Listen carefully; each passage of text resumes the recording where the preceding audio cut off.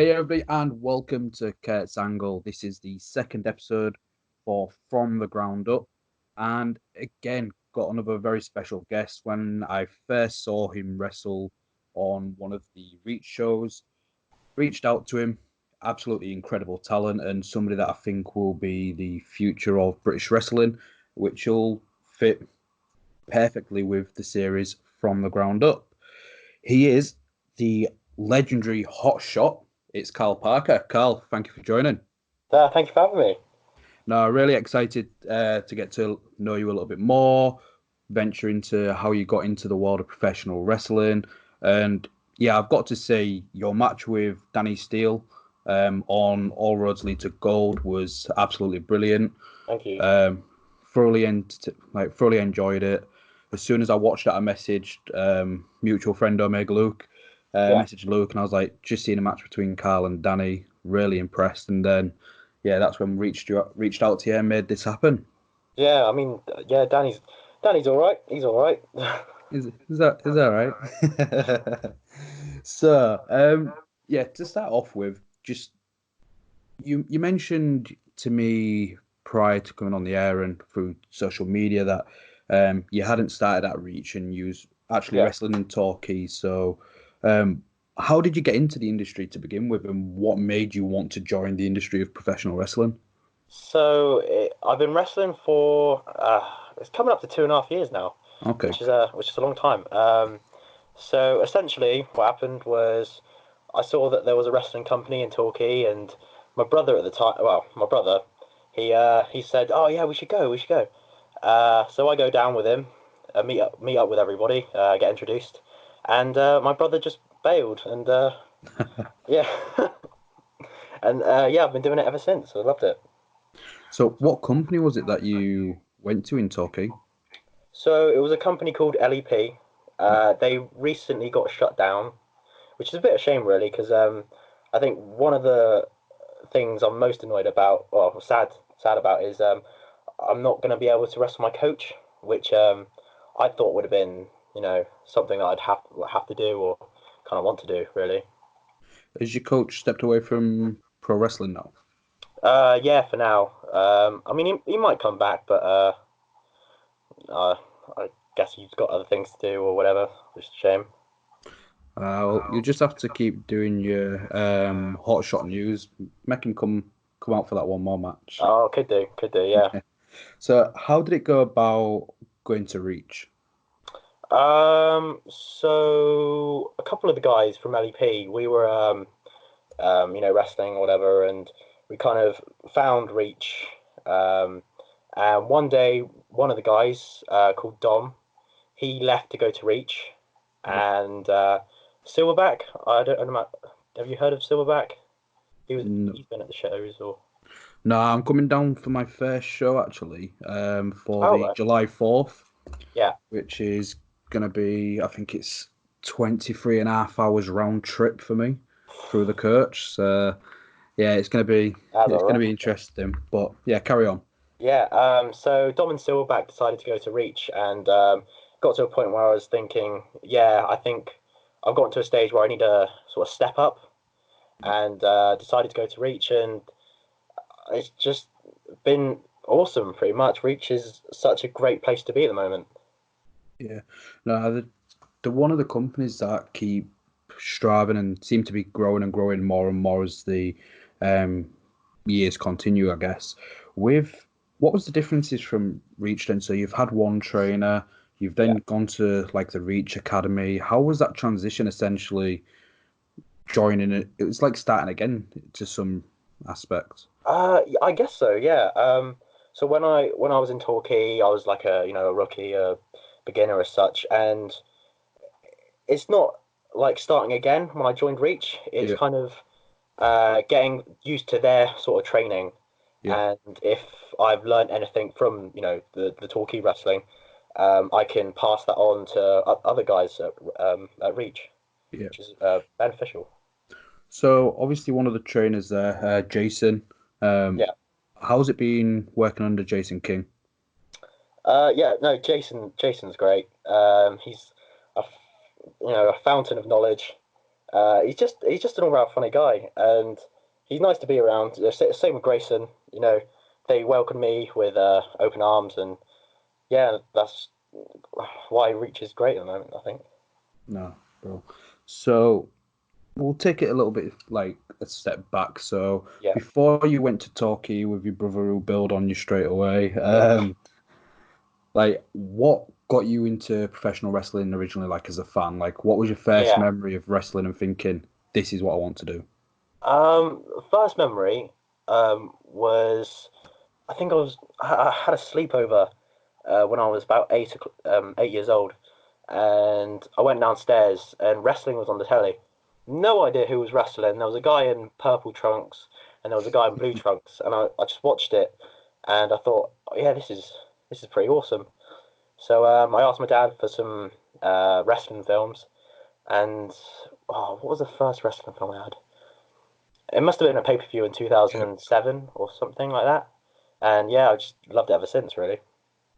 What like who was it that captivated you the most as a fan? Like who was it that you looked up to? Triple H. I I couldn't watch a match where he lost. I'd always get really annoyed. I especially remember, I think it was Armageddon 2008. It was Triple H, Jeff Hardy, and Edge. Yeah, I think Jeff Hardy won that match, and yeah. I was just so upset because Triple H didn't win. I, I don't know. So So what was it like? So you've just started training, you've seen it on TV. yeah, What was the like realism of it all? Like you're there, you're starting to take the bumps, which everyone thinks it's like a trampoline. It's not like a trampoline at no. all. That shit hurts. Like, what was your first reaction of training and like the physical toll it takes? I think over the first few weeks, um, you have this feeling of, oh, I'm just completely achy. Like I never felt it before. You take bumps and bumps and bumps, and you kind of just have to rest throughout the week just to recover for the next session. Yeah, But the realism kind of progressively continues over the time, and then you get to a point where you think to yourself, oh yeah, this is really rewarding because you kind of look back at yourself and think, oh yeah, I started here and I'm now here and I'm so much, better off really. yeah. What was your family's thoughts? Obviously, initially you went to go do it with your brother, but Yeah, what was your family and friends' reaction when you was like, "Hey, this is what I want to do for my career. This is instead of doing like pursuing different careers, I'm gonna go be a yeah. professional wrestler." What was their reaction? I mean, my mum and dad have been supportive. My mum, I don't know, because I'm not allowed. She doesn't like me taking my shirt off at home, which Okay. which is so ironic because I wrestle with a shirt. I wrestle in my pants essentially. Yeah. But yeah, no, they've been really supportive and friends, from work, etc., have just been really interested in what I've been doing. So that's great. That's great. Yeah, So yeah, like I mentioned, I saw the match between yourself and Danny at yeah, the All Roads Lead to Gold. Like you've got the character work there. Like what inspires Karl Parker? What inspires the legendary Hotshot? he just thinks he's the best. Uh, there's no shortcut around that. He's got such a mouth on him. Good, great. Because before the legendary hotshot, you just had the plain old hotshot Karl Parker, who originally was inspired by Peter Parker. Right. So, Okay. so bear with me. Right. So the first idea of a character was a guy who was a photographer. Right. I Yep. used to come out with a camera and take pictures of people, which I thought was cool because I'd have pictures and then I could share it on social media and such. And I got speaking to one of my mates, and he was like, "Oh yeah, you should be like Karl Parker, like Peter Parker." And I was like, "Oh yeah, that's pretty cool." So I kind of started off as a photographer called Karl Parker, um, and then the legendary hotshot was kind of it wasn't given to me, but do you know a guy called Luke Phoenix? Yep. Yeah, so he came down to one of the training sessions in Torquay, and he said that there was a song, and it kind of reminded him of me. So he Okay. played this song. It was called "Legendary" by, oh, I can't remember the top of my head, but it was a song called "Legendary," Yep. and yeah, I thought the word "legendary" just kind of, I don't know, it just adds character to your character essentially. Okay. Yeah, I guess it has, especially when you're doing that brash, cocky heel and you're calling yourself a legend already. Yeah, Yeah, it goes hand in hand with that character. Um, so I'm gonna go for like a swivel away actually. So yeah. obviously Peter Parker must be big Marvel fan. Which is your favorite Peter Parker that's been on the cinematic universe? Oh, I've always been a fan of Tobey Maguire. Yeah. I don't know. I think it's just his facial expressions. I don't know what it is. Every time he cries, it just it just makes me laugh so much. Um, Everyone gives Andrew Garfield grief. I thought he was good. Yeah. Didn't think it was too bad. And you got Tom Holland now, who's just running away with it now. He's doing all right for himself, isn't he? I think I like the fact that all three of them portrayed Peter Parker a little bit differently. Yeah. Um, but no, I think a big fan of what Tom Holland's doing at the moment. Are you purely Marvel or do you like DC? I mean, I watch both. I Yeah, definitely think Marvel's a lot better than DC, but they brought out Joker, which kind of trumps everything right now. To be honest, like yeah, that got so many Oscars at the awards, which rightfully so because it was yeah. such a pretty good film. No, it was a masterpiece. Mm. So, do you look at different things that may happen in different characters? So, obviously Peter Parker, but is there any other like Marvel characters where you try and think, "Oh, I like how he acts. I'll kind of incorporate that into my character." Yeah, absolutely. Like you always sort of have to look at different perspectives of, whether it's film or TV or even books. Yep, You kind of pick out little things which you could add to your own character. yep. So I come out in a robe. Um, no, I mean the robe itself. What's that inspired off? Something from Egypt or something, Okay. like a pharaoh. Yep. So that I just thought that was cool, and I just have it in my character. Now I think it does. I know which one you're on about. Actually, it's the one that'll be the graphic for this interview. Yeah. Um, and I think it does go well with the character. And speaking of what you're using, popcorn. Where did Right. that come from? So the story behind it was my debut match was me versus Danny Steele versus Amadeus versus Jacob Kitto. Now the entire match, I more or less stayed outside, yelling at the crowd, yelling at the guys in the ring, and I thought, it'd be really funny if I had some popcorn, sit back and watch. And ever since, that's just sticked now. After every match, I'll take off. Well, I'll finish the match and then take off my trunks, and then all the popcorn just comes out my trunks, and I have to clear that all up. And after the matches as well, when we're doing the ring, I always get the broom and have to sweep up the entire mess that I made every time. So obviously in one of the pictures, you did crotch con, and I had to watch this back twice because I was like, wait a minute, did he just pull Yeah, popcorn out of his trunks and shove it in yeah, Danny's mouth? So you're calling it crotch corn. I yeah, actually asked LA Taylor if she had something for you for this interview, and she mentioned your hotshot news where yeah, she wants to be Ross Kemp, and that's her big yeah, dream. yeah, yeah. And she wanted me to pass on cock corn rather than crotch corn. Right. And what a wetty, am I right, lads? Yeah, yeah. What Try and describe what a wetty like for a northerner, like because I've noticed it on the back end of quite a lot of you like tweets and the hotshot news. Yeah. What is what a wetty? So, a wetty is kind of just a loser, just a chump, just anyone who isn't the legendary Hotshot, essentially. Um, most of the tweets that I do are off the top of my head. Yeah, Even the what a wetty, am I right, lads?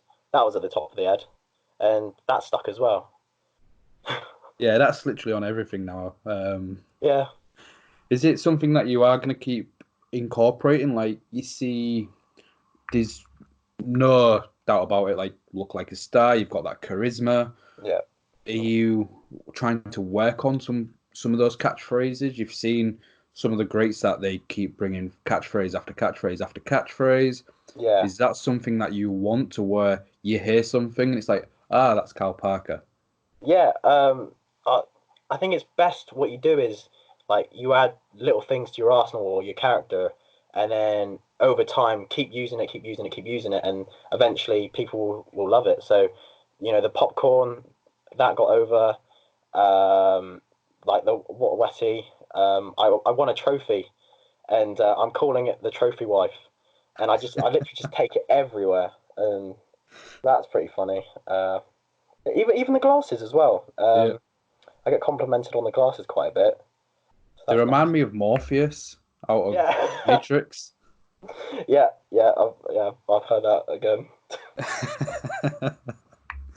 But no, as Cool. you can see, it's all these little things that, again, somebody so young in your career as well, Yeah, you've got your character and who you are nailed down, and it is these little things that you keep adding. yeah, And I know which ones you mean with um the trophy wife. I think you posted one where it was like another outing and you've taken it somewhere and you're just yeah, taking loads of different selfies. yeah. Not looking pleased.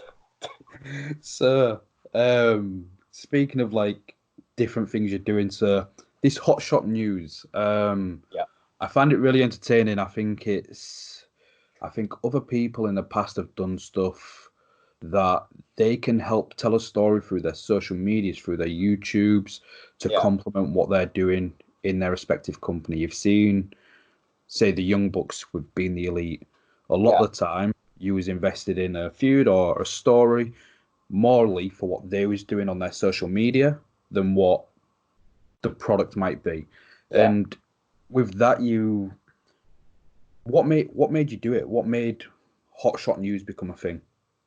So, you train with these guys at Reach, um, like 3 times a week, and what you kind of want to do is bring everyone up to your level, sort of thing. Yeah, So, giving exposure to the guys that you train with will, help me as well as help them.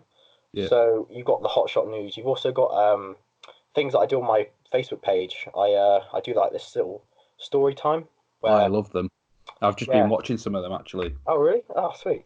Yeah, So like everyone in that video, or the videos that I made, have have been training at Reach or have been associated with the Reach, and having them in the video just makes me laugh when I watch them back because like they don't know they're in it, and I just think it's funny hiding like little Easter eggs yeah. in there. So that's funny. So what made you do the first one though? Like the first ever hotshot news. Where did you think, right? I'm going to do this. What? Um, I'm not overly sure. I think most of the promos that I do are literally from the top of the head. Yeah, Um, but I think that one had more thought to it. I think the first one I did was for Jacob Kitto, Danny Steele, and Amadeus for the Fatal 4-Way debut match. So I thought, I probably need to do like a longer promo just to emphasize the fact that I'm debuting. And yeah, I think that was the first one. yeah. Yeah, So obviously there's the infamous one where turns out Karl Parker isn't always a bad guy. You're actually quite a hero that doesn't wear capes. Because you are the true gentleman, it says. Is yeah, that correct? absolutely. Well, yeah, someone has to do it. It just makes me laugh where it's just zooming in straight on your face and you can see the such Yeah. restraint in your face to be like, nope. Yeah, well, the other guys were looking, and it would be weird if I looked as well, because then there'll be like 3 or 4 guys just looking. So, yeah, So yeah, you took one to the team and yeah, became a absolutely. hero in the process. Yeah, yeah, So regarding one of the more like latest hotshot news, you've Yeah, got an opponent coming up, 2nd of May at Supremacy. You will be facing Aurora, yeah, and it's what I mentioned regarding you using it to help build your feud, essentially, your story you keep telling between those two shows and between everything that's going on. You're helping to set the foundations of that match. yeah. What's your thoughts coming up to Supremacy? I know you've changed her graphic image to the That's my I've mole. forgotten. Yep. Yeah. Why um, why that character? why not? Eh? I don't know. I think what I did was I just typed in funny characters and it came up with Edwin Mold, and I was like, yeah, that'd be That funny, wouldn't it? works. But yeah. So Uh, so what's your all in thoughts all, going it into that? is building up to the fight in May, and you know, Aurora is a good wrestler, but uh, but yeah, I'm just adding fuel to the fire, really. Um, I think her mum might be there, so I'm gonna probably chat her up a bit just to annoy her. You might want to try and give us some crotch corn. Oh yeah, absolutely, absolutely. Yeah, I think everyone should get crotch corn at the end of the day. See, that can be one of your things. Just see how many fans you can give crotch corn, or in this instance, how many talents mum you can give crotch corn. Yeah, it's a weird one as well because you'll have people who are like, I whip out the crotch corn, and then you'll have like a bunch of people like booing me for saying, "Oh, that's disgusting," and then you'll just get like a group of lads going like, "Yeah," like absolutely cheering me. It's such a weird one. So, what's your thoughts on? So, I mentioned earlier I'll be coming down to the first, like my first Reach show. Yeah, So I'll be traveling from North, July 4th, 728 days later. It's yeah, going to be the biggest show in the Southwest outside of WWE. So, making history at the Plymouth Guildhall, yeah, and there's going to be the Battle Royal for the Reach Academy title. yeah, What's your thoughts going on that? Because you just recently faced Joey Seven yourself. Was that at the good, the bad, the ref? yeah. Yes, it was. Yep. So what's your thoughts? Like you've fallen at that hurdle. You're potentially getting another chance here on the biggest show in Yeah, South, like in the Southwest yeah. ever. What's your thoughts going into something so historic and like amazing, essentially? So I'm 100% I'm looking forward to it because that's going to be the biggest show that I've been involved with. Even the match with Joey Seven that I had previously, like that was one of my most favorite matches because he he's such well, he's an all right wrestler. He's all right. He's all right. Um, but yeah, I don't know what it is. Just being in the ring with guys that you train with, it's just so much more rewarding because you can see how good they are, Yeah. and that's going to go with you know the guys in the battle royal as well. So just being in the ring with guys that you train with is it's just a great feeling because you can see how good they've become. Yeah. No, he's saying a lot of similarities with the interview with LA, where Yeah, it really does seem like it's a family down there between you all. Like, you're not just a wrestling company, you're not just peers, but it does seem like you are family. Would you yeah. would you mirror those thoughts? No, I hate everybody there. To be fair, Yeah, let's take kayfabe. especially Danny Steele. Especially Danny Steele. No, I love the guys down there. I mean, I've only been training with Reach for about 5 months now, Yeah, and literally within the first week or so, I got friendly with everybody there, and they welcomed me in. So I've just yeah, I love everyone for that. Yeah, so, what's your goals? Like, where do you want to be? Like, let's start within Reach. Obviously, yeah, you've got your eyes set on the Reach Academy title. yeah, Like, what would that moment be like if at the end of the Battle Royal you're stood there with the title in front of the biggest crowd yeah. in independent history in Southwest? Um, definitely wouldn't cry. Definitely wouldn't. I'm gonna I take a picture of you crying. no, no. There's never going to be a picture of me crying. Um, I'll just, I'll just probably freak out and just yell at people. Just e- for some reason now, every match I'll go backstage and I've lost my voice every time. It's only recently because I just yell at people. But Yeah, yeah, if I was to win that match, it would, yeah, it means so much to me because I think winning, trophies or championships is just such a good way to see your progression essentially, Yeah, and just seeing how well you've done and the hard work that you put in, it's kind of led to somewhere. So that would really mean quite a lot to me if I were to win. And you'd represent the academy as well, so yeah. that'd be nice.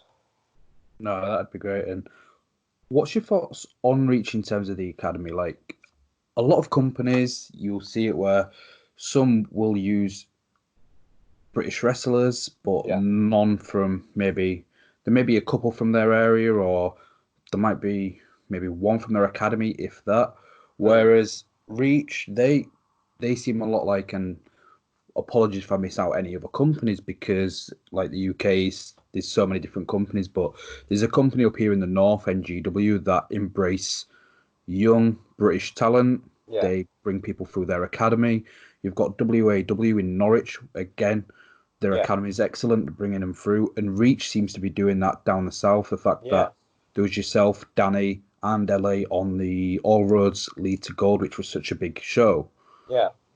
How does it feel knowing that you're in a company that's moving forward, doing the right things, but they embrace young talent and want to bring through their homegrown, giving them like big opportunities? Yeah. It's just so promising, really. I mean, you literally said opportunity, and it really does because what Reach do, they give the opportunity to the Reach Academy guys on the main shows just to let like a wider audience witness what we've got in the academy, and what we have at the academy is really growing. It really is. Yeah. So away from the academy title, like Yeah. what's your goals with Reach? Like how big do you want the company to grow with you being part of that? Um, I definitely think Reach is one of the most uprising wrestling companies in, you could probably say, the UK. Yep. Um, it really is, and if I was to be a part of Reach growing at this rate, it would just be really great to see because I think it could rival other companies up in Wales and Scotland, other parts of England. But yeah, it's really growing. It really is. Yeah. So is there any other companies that you're currently working for other than Reach um that you've got coming up, like any appearances or anything like that? Or is there any companies that you want to kind of tick off the list of I wouldn't mind working for this company? So I've been to Leeds a few times, Yeah. and I've been up in Cornwall a few times. I've got a Cornwall show mid May, I think. Not 100% sure on the date, but I'll be taking Trophy Wife out for another outing. Which company in Leeds was it? Um, it was a company called Classic UK Pro Wrestling. Okay, yeah. Yeah. So me and Silverback, we drive up there. It was what was it? Six six, I six think hours it'll be about ish. yeah. I think when I had a look at the journey down, because I'm just a little bit past Hull I'm a little bit past Leeds in Yorkshire. Yeah. Um, and I think when I was looking at the routes down, I think it's like a 6 hour drive, but then unfortunately I don't drive, so it's getting a coach and Yeah. it's like just disgusting hours. Have you got any shows coming up with in Leeds or out or Not that I know of Leeds, but like I said, they've got the Cornwall show yeah, for OCW. That's coming up soon. Uh, but yeah, as far as other companies go, obviously you've got WWE. Absolutely, I 100% want to go on that. yeah. Um, hmm. Have you got anything internationally? Like, is the so you have some people that would choose Japan over WWE or Yeah. Mexico or traveling through Europe or America? Like, is there any companies you'd want to go? I guess like hone your craft a little bit. Yeah. Well, I think you can never not learn in wrestling. I think, Yeah, and if at some point I get the opportunity to go to Japan or Mexico, I'd 100% take it because they've got different wrestling styles and things to learn. So 100%, I'd absolutely love to travel. Do you think they'd appreciate CrotchCon? Absolutely, I think everyone would. So, The thing is, like, popcorn's all right. I mean, it's all right. I don't mind it, but I'm not the greatest fan of it. You've heard it here first. so you mentioned WWE. Yeah, Obviously, with somebody so young coming through, yeah, how does it feel having NXT UK here in the UK, making it more, I won't say easier because you've still got to put the hard work in, yeah, but there's such a more straightforward like pathway yeah, into working for WWE. There's more opportunities to do so. yeah. How does that feel for you as somebody coming through the ranks? It kind of makes your dream a little bit more realistic, I think. Yeah, Because at the Reach shows, you've got guys who would wrestle on Reach, but then weeks later they'll wrestle on NXT UK. I mean, bear in mind it'd probably be a squash match or whatever, but if they have the opportunity to actually get to NXT UK, that it just leaves everyone with the sort of desire to work a little harder, and they could eventually end up on NXT UK. yeah. So you mentioned you'll have people that in Reach, you've got quite a lot of big names that have been there, done it all. Like, so the 7 to 8 days later, you've got James Mason, you've got Yeah, Jody Fleisch, you're gonna have Joel Redman. yeah. How is it working, like, essentially alongside those people that have been there, done that with some big companies, having all that experience around you? What's that been like? Um, it's it's a bit overwhelming. I think there is that intimidation sort of thing because I'm oh am I 20? I'm 21 in April, so it's quite intimidating. There's a guy there's a guy called UK Dominator, and he is the most scariest man I think I've ever met. But I've had a match with him, and I go backstage, and then he tells me like things like saying, "Oh, you did this really well, but also you could do this like a little bit better," which is just so good to have, because then you sort of learn from that mistake, and then you could adjust it for your next match. Yeah. So that's good to have. Is there, what's the best piece of advice you've been given by whether it's Jason King or somebody else that's been on the shows with you at Reach? Um, what's the word? Be oh, what's the word? Oh, right. So when you're wrestling, etc., just sort of overdo it. Yeah. Um, because make it more visual. There you go. Okay.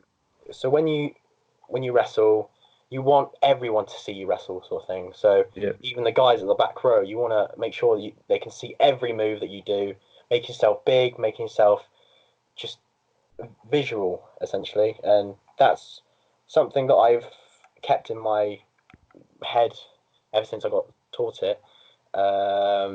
Ring awareness, that's essential because Yeah. you'll get slammed, and you need to make sure you're in the middle, basically, just away from the ropes, ready for whatever's coming next.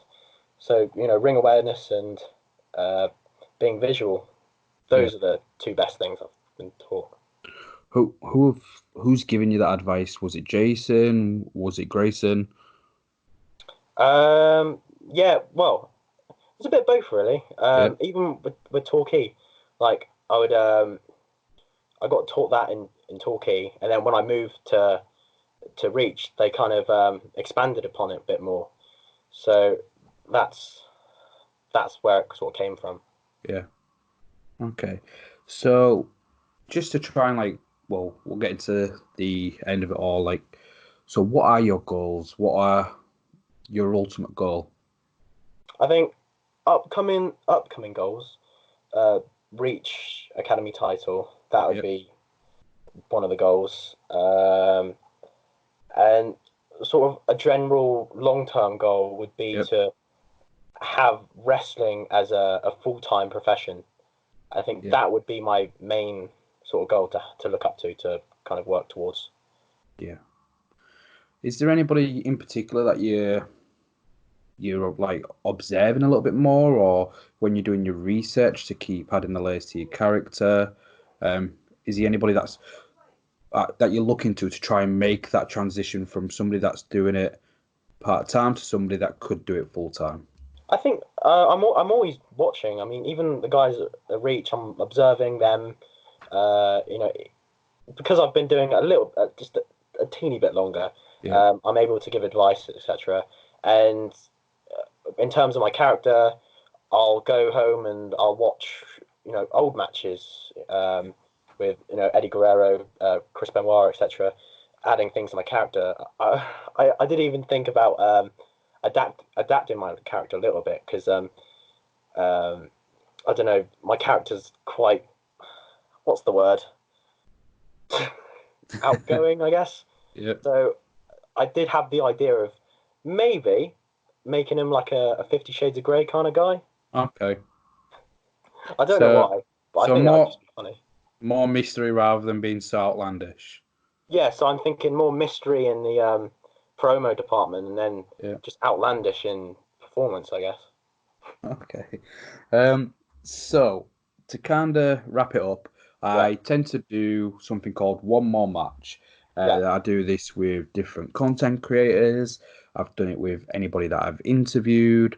So I'm gonna get you to pick two names from the UK yeah. and then two names from anybody anywhere in the world for any company. Who would you want if they could have one more match, or you could have one match with them? Who would you go for? So we'll start with the two from the UK. Two from the UK. Does that count with NXT UK as well? Yep. Oh, sweet. I think one in particular would be Jack Gallagher. Yep. 'Cause he's been in NXT UK for a bit, definitely. And maybe at some point, Joel Redmond. Yep. At some point, very he's quite a scary guy. So And why those two? Because they're very contrasting, like styles as well. yeah, so Jack Gallagher, I I I study him quite a bit because he's good with chain. Yep. Um, just he kind of brings something to the table that no one really has or no one really sees as much of. Yeah. So him and guys like Zack Sabre Jr. They do a lot of chain wrestling, which I really enjoy. I really enjoy to watch, which is really good. Yeah. And with Joel's just he's at the top of the Southwest at the moment, and you sort of need to go against him to prove where you are really. Yeah. Um, there's so many other guys as well, like James Mason. James Mason's just James ridiculous. Mason. Yeah, he's just ridiculously good, and guys like Luke Phoenix, the guy, just there's so much talent in the Southwest. Yeah. It's unbelievable. Okay. Yeah. So if you was looking further away from the UK, then anybody in the world, like who is it that you're thinking that's the match I want?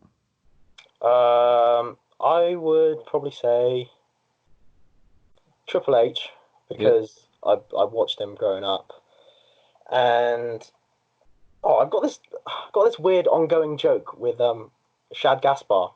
Okay. So there's a long. I don't even know why. I think one time I did a podcast like a long time ago, Yep. and the guy said, "Oh, who would you like to have as a dream match?" And I said, "Shad Gaspar." No idea why. I'm not sure. But yeah. Let's have a think. Uh,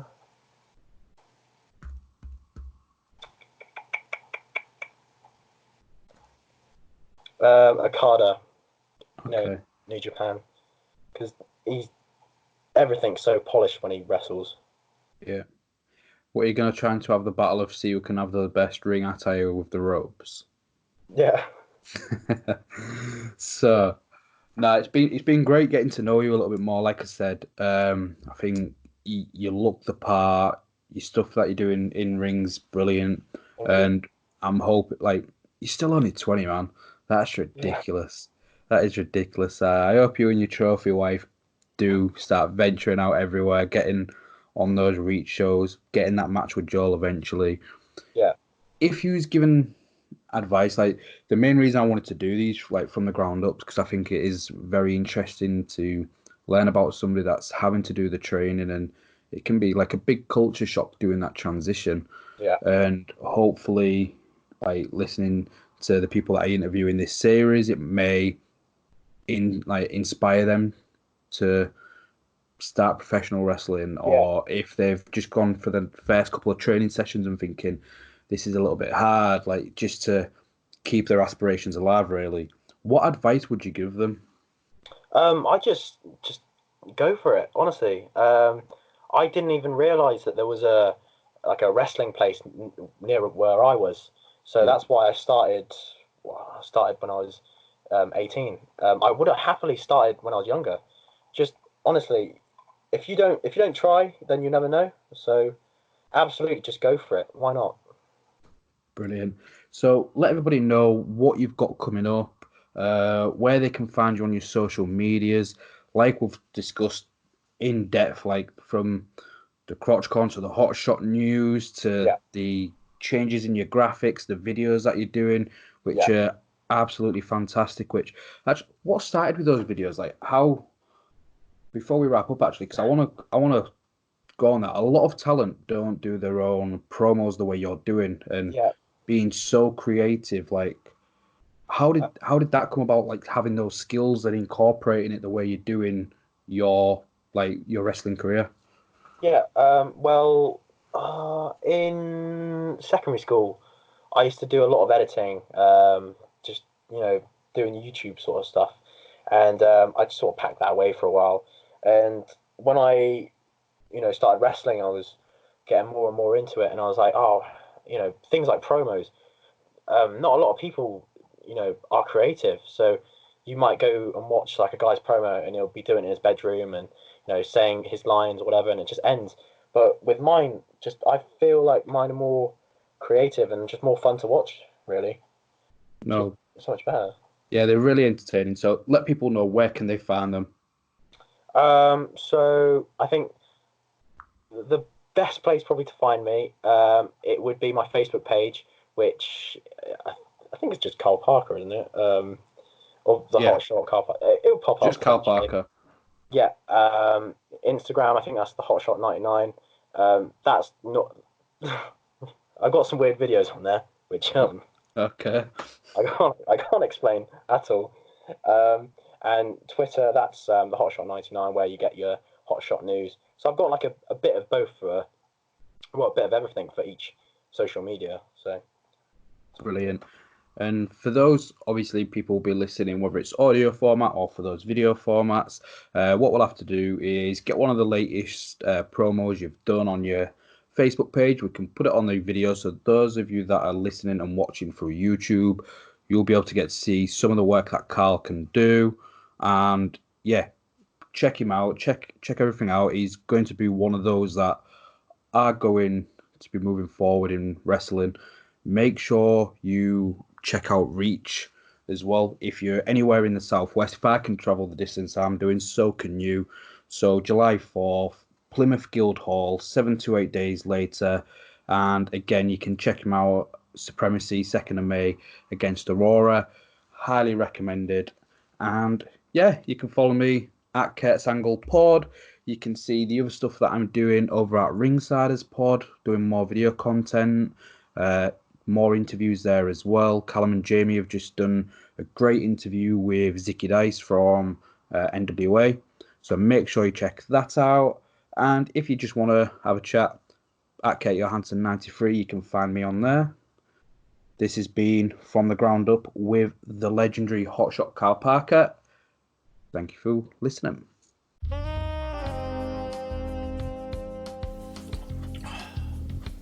It's been a while, hasn't it? I haven't done one of these since Joey 7.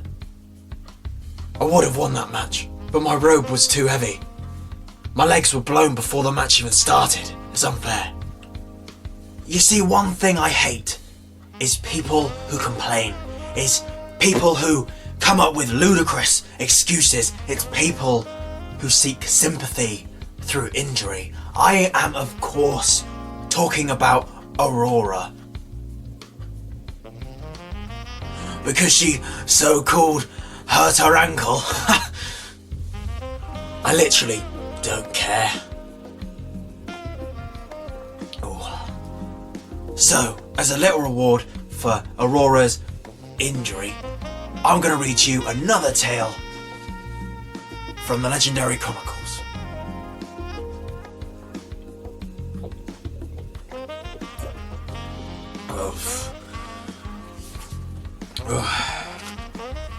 Once upon a time, there was a woman called Aurora who was shackled to working life. She had to cook, she had to clean, she even had to iron. Insert stereotypical joke here, am I right, lads? She lives a very strict and regimented lifestyle, overshadowed by her family. Introducing the monsters of women. Meet Sylvie. She received a hygiene rating of 5 stars once. She enjoys long walks on the beach and likes to eat glue. This is Reddy. She has a C in GCSE maths. Between them, they share a quarter of a brain. Meet the quarter of the brain. This is the mother. Meet Peaky. She's an independent, bold, brave woman who's scared of being alone. The two sisters were talking among themselves. I can't wait to go to Heath's party, said Sylvie. This is Heath. He's one sexy sailor. The main reason why the two sisters wanted to go was to meet the prince. Prince Shaw, the owner and founder of a small area in Spain somewhere. Buenos días. ¿Cómo está? Poor Aurora. She wasn't allowed to go to Heath's party. She had to stay at home and prepare the family's pre-match party meal. My life is so unfair, said Aurora.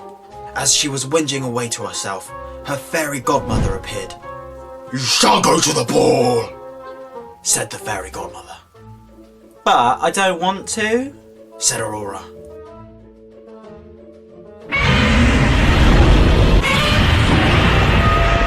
Omae wa mishinryu. Nani? With her new dress, she decided to go to the party. I mean, she might as well. She's got a new dress. She's like the McDonald's saver menu. She likes getting her money's worth. Aurora turned up to the party. It was heavy. Everybody of everybody was there. Huh? Out of coincidence, she bumped into the prince. Konnichiwa. Anata wa yoku mieru. And at that very moment, a young prince found its prey. That prey being Aurora. Aurora was about to engage in small talk, but all of a sudden, she remembered she left the oven on. So she had to leave. Bonjour. J'aime les lampes. So there the prince was, not knowing her name, not knowing where she lived, not knowing her favourite crisp flavour. But what he did know is that he had her glass ankle. But how on earth would he find her? You'd probably look for the only person in the village with one ankle. 20 minutes later, the prince found Aurora. She ran back home. For some reason, she also changed out of her dress. Ik hou van bloemen, said Prince Shaw. He got down on one knee and put the glass ankle back on that stump. Sadly, because it's glass, it sort of broke. As soon as the glass broke, the legendary hotshot came in from the roof. Ha! I hate people who seek sympathy through injury, said the Legendary Hotshot. And because the Legendary Hotshot speaks the truth, the entire cast joined him in laughing at Aurora.